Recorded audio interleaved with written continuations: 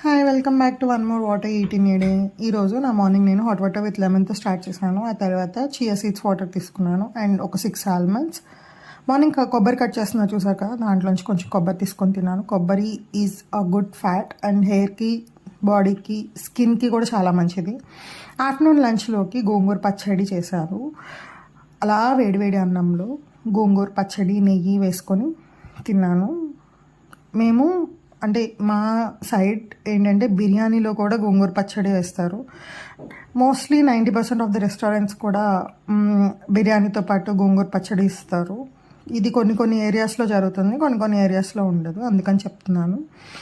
So నేను అలా గోంగూర పచ్చడి, నెయ్యి, అన్నం వేసుకొని కొంచెం తిన్నాను. ఆ తర్వాత ఇంట్లో ఎండు రొయ్యలు, దోసకాయ, టమాటా, ములక్కాయ వేసి కొంచెం పుల్లకూరలాగా వండారు.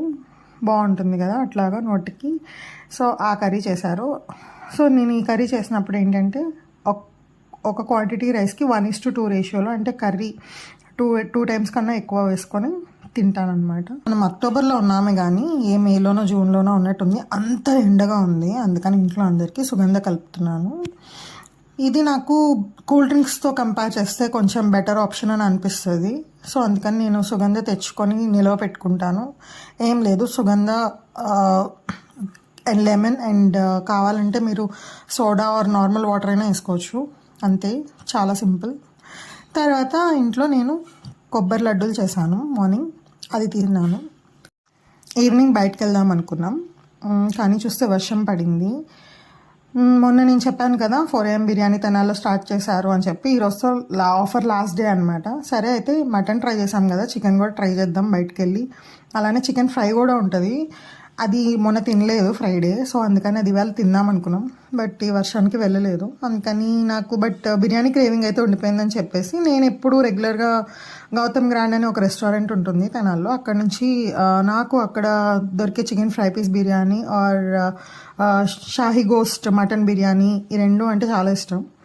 బట్ నాకు ఈ బిర్యానీ అంతేం బాగుంది అని అనిపించలేదు. ఇది ఒక రివ్యూ లాగా తీసుకోవచ్చు. యాక్చువల్గా నేను రెగ్యులర్గా అక్కడి నుంచి ఈ 2 ఐటమ్స్ ఎక్కువ ఆర్డర్ చేస్తూ ఉంటాను.